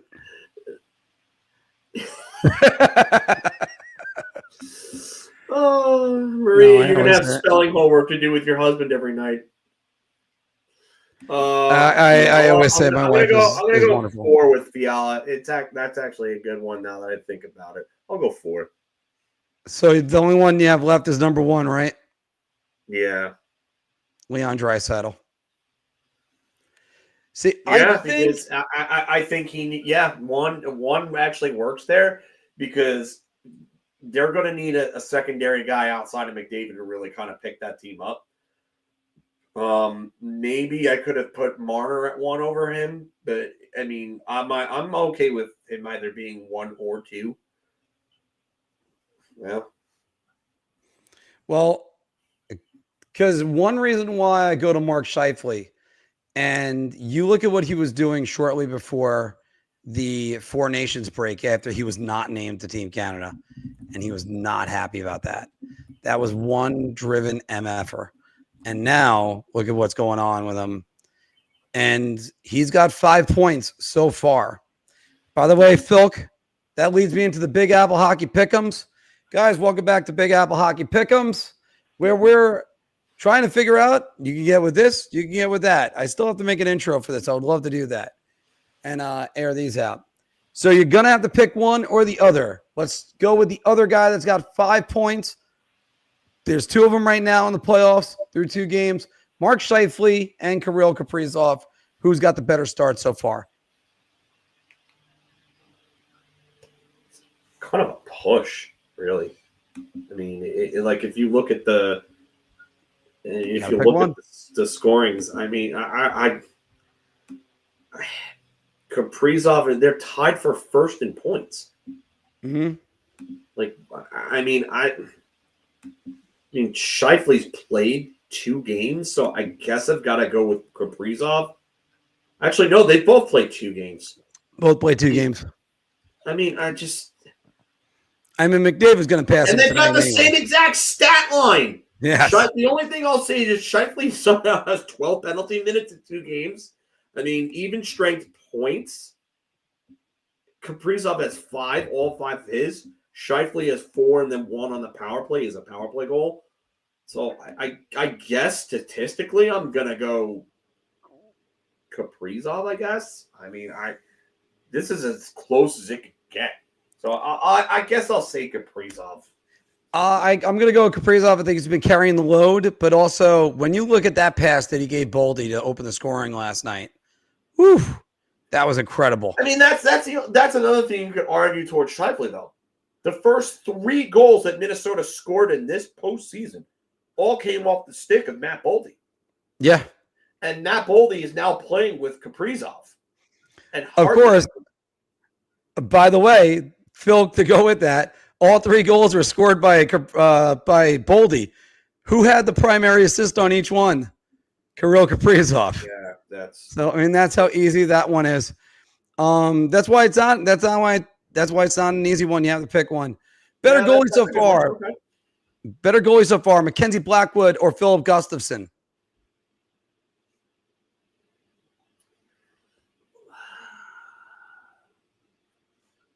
Oh, that's a rough one for me.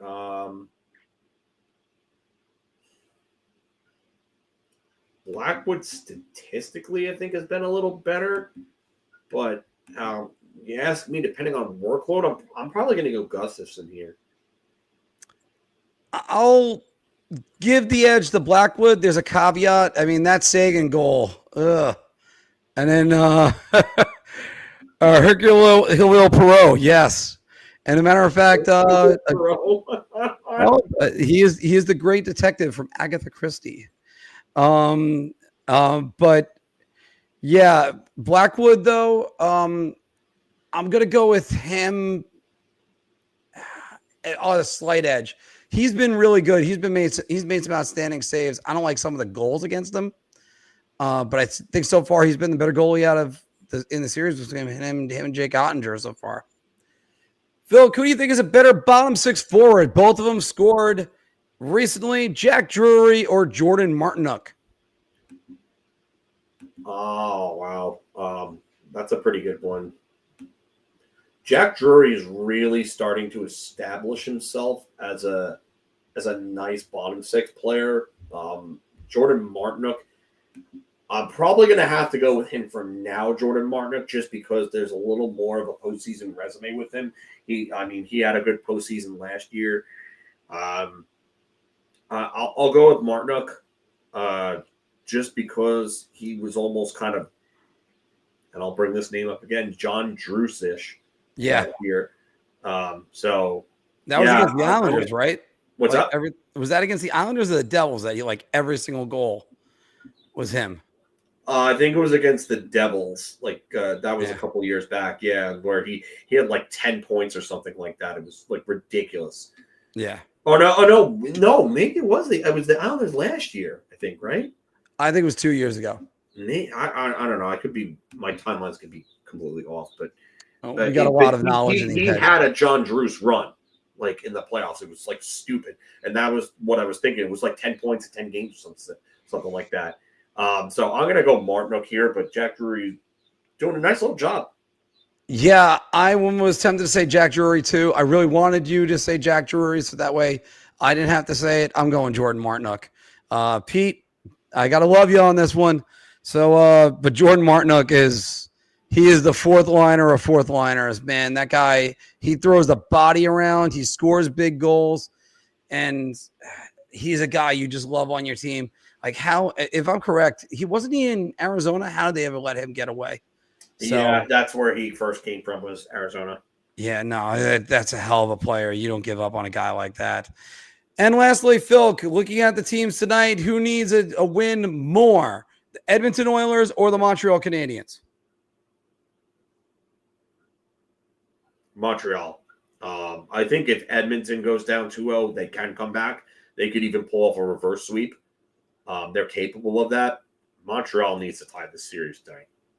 Yeah, thanks to Connor McDavid, there's no such thing as being able to just walk in and sweep them, because now you could be up 3-0 in the Stanley Cup Finals, ready to embarrass them, and he's just going to say, right effing now, and then rattle off a 4-assist game. I think back-to-back 4-assist games. Didn't he have those in last year's playoffs? But Phil, is Montreal. It's definitely Montreal. They need it. They're a young team. They need to keep going. It's sort of like that line from Into the Spider-Verse. You're the best of us. Just keep going. It's what all the wild card wannabes could have said to him. But it's still going to be a tall task for them. And if they could even the series at 1, that Bell Center is going to be rocking. No, not nearly as bad. VCR from now on. I'm going to be what? You're going to have to refer to Vancouver as VCR from now on. VCR, okay, yeah. For a second, I thought you said I'm going to have to start saying YARP. Like, yeah. MON. Come on, Mon. So it's so funny. So it's one of Steven's 2 co-hosts, the Philippi's. It's Jeff Philippi. I was on the Spaces with him on Monday, and Jeff sounds like a faster talking version of Elliot Friedman. I swear to God, like the voices are like the same. And I brought it up, and everybody in this space was like, they can't unhear it now, and it's great. Like it just needs to throw in some maybes and some pauses in his speaking, and it's just, it's great. All right, Phil, are you ready to do this, the Puck Doku? And we're going to try to do it underneath a 5-minute time span to try to get the lowest score that we possibly can. We'll go full screen. We're going to go full screen. For those listening at home, go ahead, Phil. All right, so the top is Stanley Cup, from left to right. On the top is San Jose, a Stanley Cup winner and an NCAA player. And on the left side, top to bottom, is Dallas, Colorado, and the New York Rangers.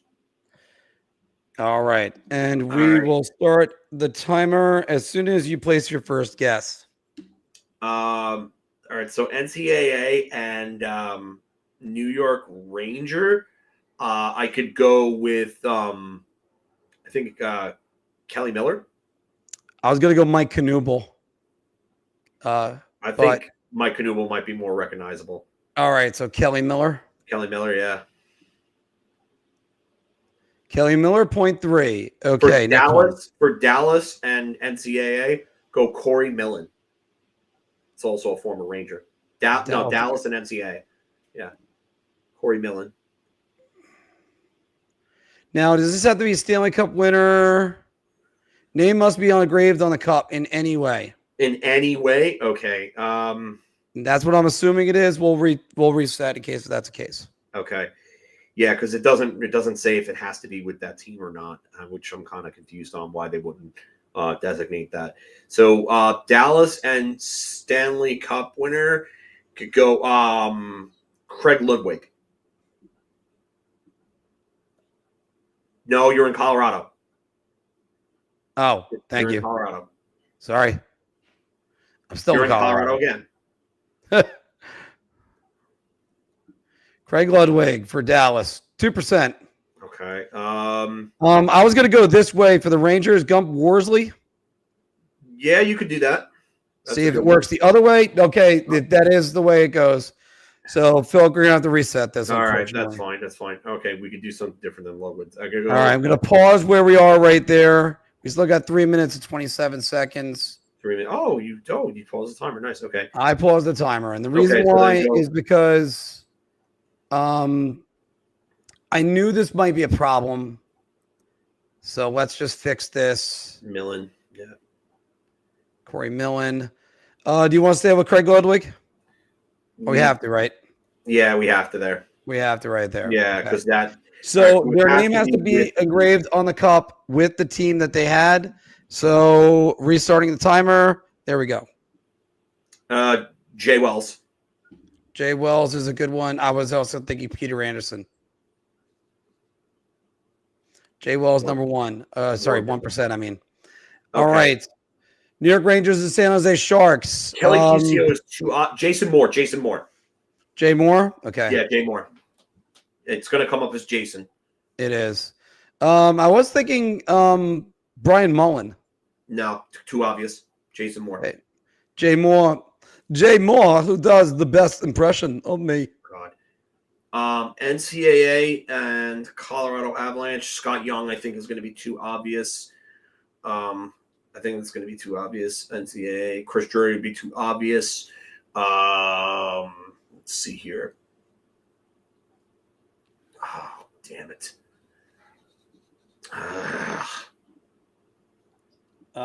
Chris Drury, then is that it? TJ Hensick. Okay. TJ Hensick. TJ Hensick, right there, 0.4%. Stanley Cup winner, Sean Podine. I would say either Sean Donovan. No. Troy Murray. 96. Yeah.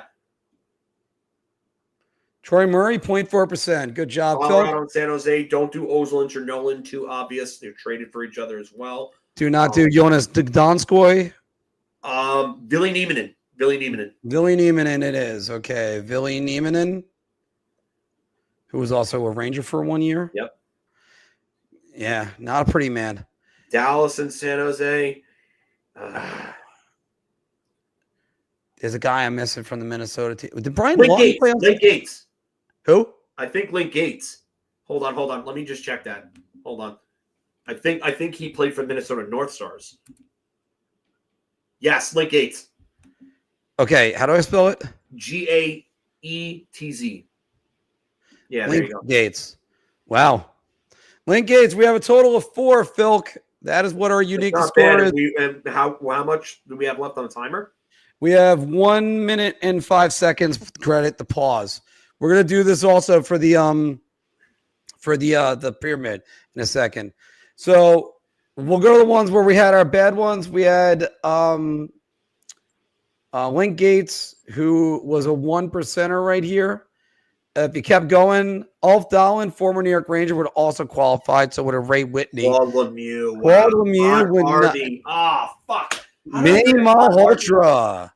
Malhotra, too. Malhotra, too. I forgot he played on Dallas. Well, this was for Dallas. He played on Dallas. Bob Airy, former New York Ranger and Pittsburgh Penguin. What? Tony Herkich, another guy we talked about. And Rob Zettler. John McClain. I didn't know he played on Minnesota. San Jose Shark. Yeah. Dean Evison. Wow. Todd Ellick. Okay, that's a good one. Derek Pouliot. Bob Roos. Chris Tansel. I remember that. Yeah. Ian Fraser. Yeah. So we also had Stanley Cup winner for this. We went all the way down to where was the 2%er? Craig Ludwig. If we actually thought a little bit more, Roman Turek. John Sim. Wow. John Sim, Benoit Hogue. Grant Marshall. Wow. Tony Herkins. Lower than Craig Ludwig. Hard to believe. Blake Sloan was actually a steal. I know Brent Severn was on that roster during the season, but I don't think he played in the playoffs. So I'm surprised that they gave some of those guys cup rings. Craig Wolanin, Ryan Murray, and Steve Reinprecht all would have had better scores. Was a wait, hold on. I think he was on the second team that won the cup. Steven Reinprecht was traded for Rob Blake. What? Wait, hold on.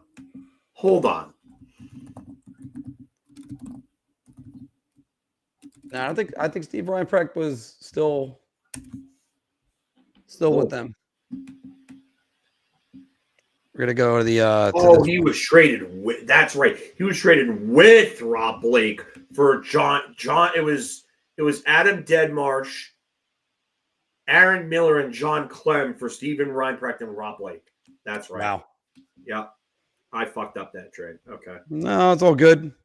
And just for anybody curious on the New York Rangers, we went with Jay Wells. Every 32% said Mark Messier. Wow, there's a bunch of 1%ers that are right here. Greg Gilbert, we could have done, yeah. Greg Gilbert could have done. Bill Cook, we could have done. He was the best player from their inaugural teams. Him and Bun Cook. Patrick, yeah, you could have went real old school. Yeah, and a lot of these guys are going to be from their 1930 cups. Yeah, I mean Lauren Chabot was he on there? I fucked up there. That's on me. Yeah, Lauren Chabot right there. Well, technically, Phil, that's my mistake as well because I mean, after all, I was in a freaking TV show about Lester Patrick being in The Old Man in the Net. You guys could look that up. It's on YouTube.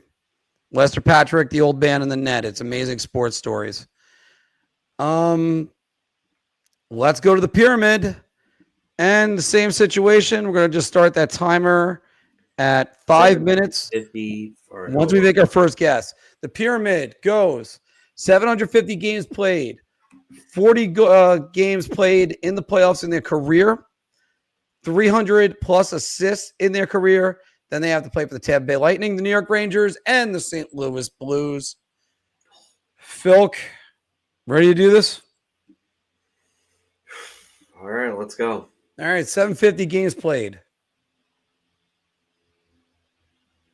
Since we're not going to need him, I say Harry Howell, right?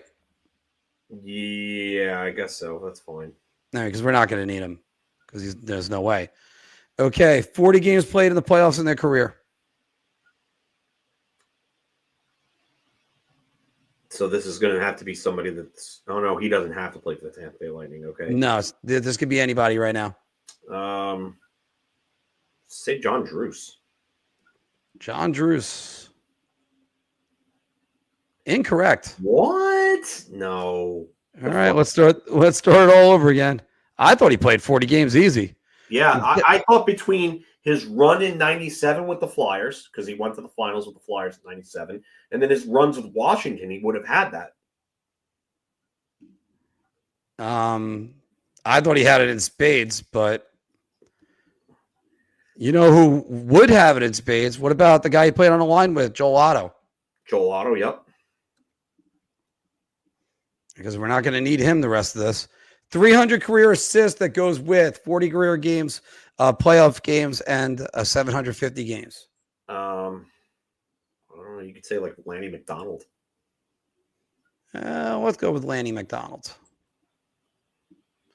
Lanny McDonald. Still a uniqueness score of 0 right now, and we're at 4 minutes. 750, 40 games in the playoffs, 300 assists. Played for Tampa. Brad Richards? You could say Brad Richards. I believe you could also... Would Ryan Callahan have fit that? See, I want to almost save Ryan Callahan. No, Ryan Callahan only had 200 career assists. Wow. Because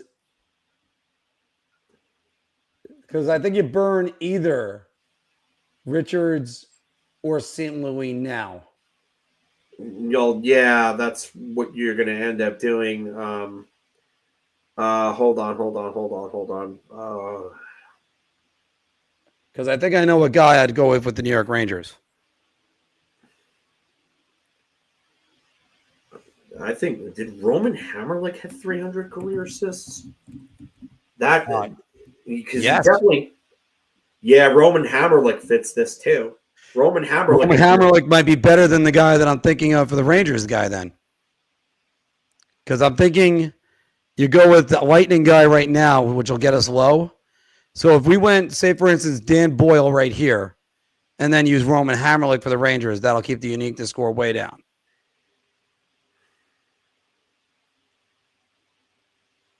Hold on.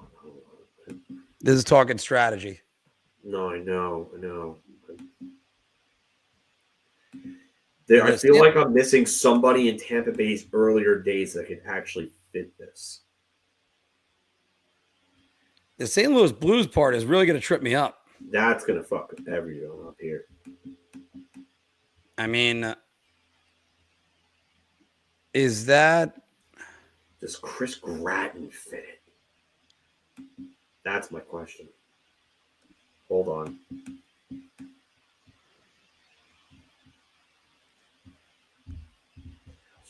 I think Gratton fits it because I think he was on the 99 Sabres team. And just for anybody listening, is it 40 or 45? 40? 40. Chris Gratton. Go Chris Gratton. Go Chris Gratton. Chris Gratton. Going Chris Gratton. Here we go. I knew there was somebody in Tampa I was missing. Chris Gratton, we're still at a 0. Roman Hammerlick. Roman Hammerlick it is. Now, here's the problem. Who fits the top one? Oh, shit. All those qualifications, and they have to play for the St. Louis Blues in their career. So for anybody listening, they have to play for the New York Rangers, the St. Louis Blues, the Tampa Bay Lightning. They have to have 300 assists, 40 games played in the playoffs, and 750 points. No, 750 career Sorry, games. 750 games played. Hey, Phil, that's not Stephon Matteau, right? No, it can't be. What about Glenn Anderson? No, Glenn Anderson never played. Matteau, I think Matteau and Anderson both never played for and Stephon Matteau doesn't have 300 career assists. Yeah. Dino Ciccarelli doesn't fit any of that because he never played for the Blues or the Rangers. Michael Renberg never played for the Rangers. Correct. Or the Blues. Peter Nedved ever played for Tampa Bay? That would have been a good one. I don't think he played for Tampa. He would have fit all the others, I think. Yeah, never played for Tampa. No, he never played for Tampa, but I think he fits every other thing that we're looking for there. Yeah, 71 playoff games. Wow. Hold on.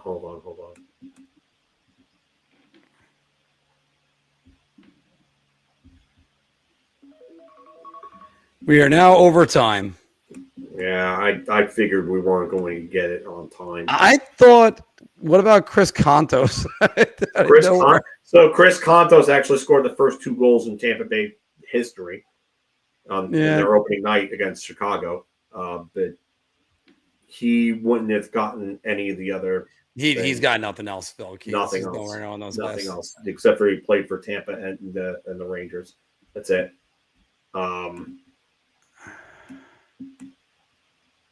It's got to be somebody I'm missing. Like there is.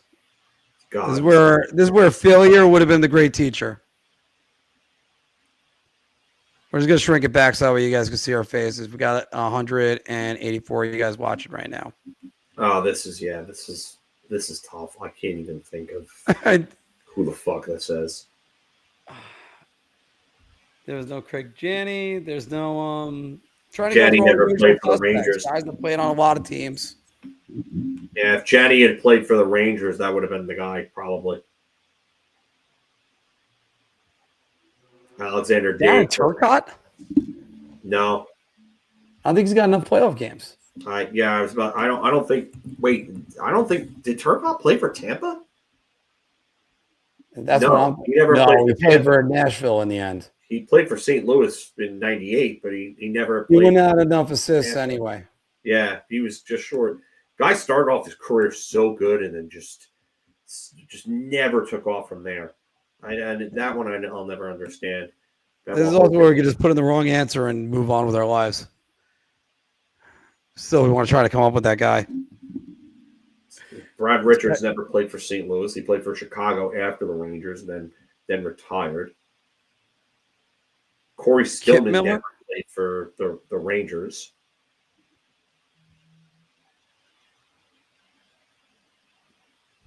And yes, I should have done Montreal being MTL. Michael Nylander never played for the Blues. So, by the way, if the Rangers don't give up their pick, should they try to go up to get Jake O'Brien?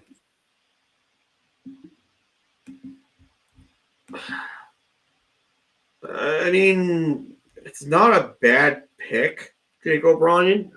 He would be a much-needed center, but and I like his numbers this year, but I don't know. Maybe he's going to fall right in the area of where they would end up picking. If that's the case, I'm still stumped. Phil, I'm still laughing about this because usually there's a clear guy that they're trying to make number one. I can't think of who it is. Yeah, and I can't think of who it is either, and I'm going to kick myself. How about this one? Get Lifeline. Get Lifeline? Yeah. Oh. Player card? Yeah. What does that mean? Fill in the blank. See part of the player's correct name. 50-50. One is right, one is wrong. Use Lifeline for that one. Which one? That player card. I want to see that. Player card. St. Louis Blues, 7th season, Anaheim Ducks. 2007. St. Louis Blues, Anaheim Ducks, New York. Oh, my God.